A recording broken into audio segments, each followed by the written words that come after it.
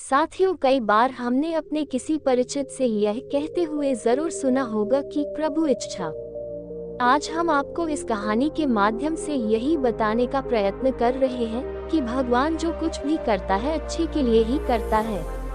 एक बहुत ही पहुँचे हुए महात्मा थे। वे गांव गांव में घूमकर अपने ज्ञान की गंगा पूरे देश में बहाया करते थे। वे किसी भी गांव में अपना डेरा डालते, फिर वहां के लोगों में ज्ञान रूपी गंगा का समावेश करते और अगले गांव की ओर निकल पड़ते।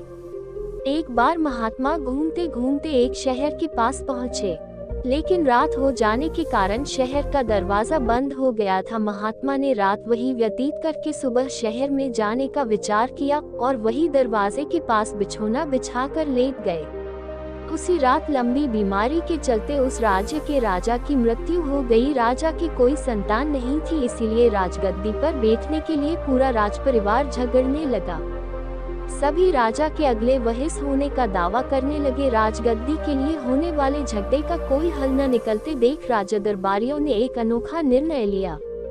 राजा दरबारियों ने सर्वसम्मति से यह निर्णय लिया कि अगले दिन सुबह शहर का दरवाजा खुलने पर जो व्यक्ति सबसे पहले शहर के अंदर कदम रखेगा, उसी को राज्य का राजा घोषित कर दिया जाएगा। सभी ने राजा दरबारियों के इस निर्णय को स्वीकार कर लिया।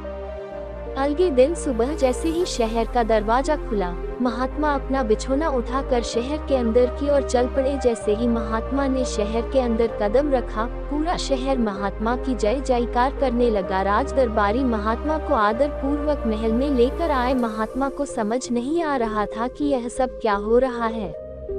महात्मा ने राजा दरबारियों से इस आदर सत्कार और जय जयकार का कारण पूछा, तो राजा दरबारियों ने महाराज की मृत्यु के बाद पनपे विवाद और विवाद के हल के लिए सबसे पहले शहर आने वाले व्यक्ति को राजा बनाने की बात महात्मा जी को बता दी। महात्मा जी को पूरी बात समझ आ गई। उन्होंने राज्य की प्रजा और राज दरबार द्वारा दिए गए आदर सत्कार को स्वीकार किया और स्नान करके राजा की पोशाक पहन ली। राजगद्दी पर बैठने के बाद महात्मा ने नौकरों को एक बक्सा लाने का आदेश दिया और बक्से में अपनी धोती, पीताम्बर और वस्त्र रखकर उसे बंद कर सुरक्षित स्थान पर रखवा दिया। अब महात्मा एक राजा की तरह अपना राजपाट चलाने लगे। महात्मा जी को धन, लोभ और वैभव से कोई मोह तो था नहीं, सो वे निष्काम भाव से इस कार्य को प्रभु इच्छा समझकर राज्य की सेवा करने लगे। महात्मा जी के राजपाट संभालने के बाद राज्य की प्रजा खुशी खुशी अपना जीवन यापन करने लगी, जिसके परिणाम स्वरूप कुछ ही दिनों में राज्य की काफी उन्नति हो गई। अब राज्य में कोई भी व्यक्ति दुखी नहीं था। पूरा राज्य महात्मा जी के राजा बनने से खुश था। राज्य की उन्नति से राज्य का खजाना भी भर गया।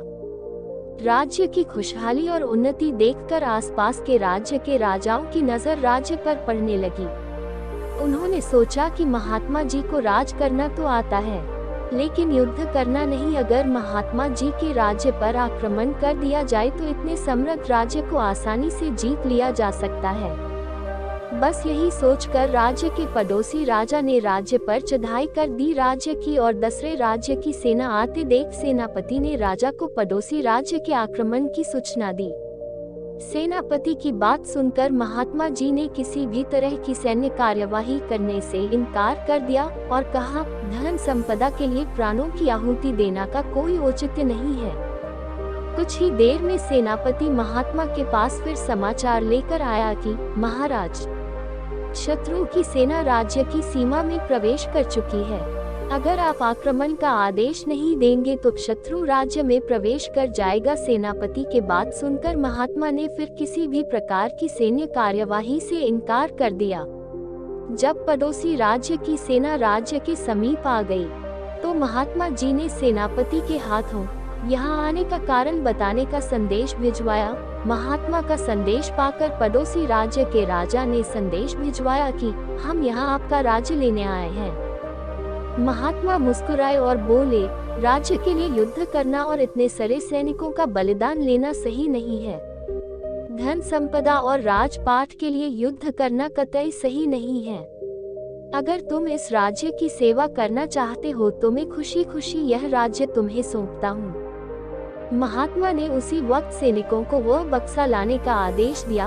बक्से से उन्होंने अपने साधु का वेश निकाला हाथों में कमंडल लिया और पड़ोसी राज्य के राजा को राज्य सौंपते हुए कहा, इतने दिनों तक इस राज्य की सेवा मैंने की, अब आप करें। जब मैं इस राज्य में आया था तब इस राज्य को संभालने वाला कोई नहीं था। अब आप ही राज्य को संभालने की जिम्मेदारी ले रहे हैं तो मैं फिर से प्रभु कार्य में लग पाऊंगा। आपका बहुत बहुत धन्यवाद। राजा को महात्मा के साधुवाद ने इतना प्रभावित किया कि राजा ने महात्मा के राजपाट को अपने हाथों में लेकर राज्य का पूर्ण व सुचारू रूप से गठन किया। देखते ही देखते वह राज्य देश का सबसे खुशहाल राज्य बन गया। प्रभु इच्छा का उद्देश्य यह नहीं है कि शत्रु के सामने अपना सब कुछ रख दो, बल्कि कहानी का उद्देश्य यह है कि महात्मा की तरह जो भी काम सामने आ जाए उसे निष्काम भाव से प्रभु इच्छा समझकर अच्छे से करो। सही मन से किया गया काम कभी भी गलत परिणाम लेकर नहीं आता। इसी तरह की और कहानियों के लिए आप हमसे जुड़े रहे। आपने सुना, धन्यवाद।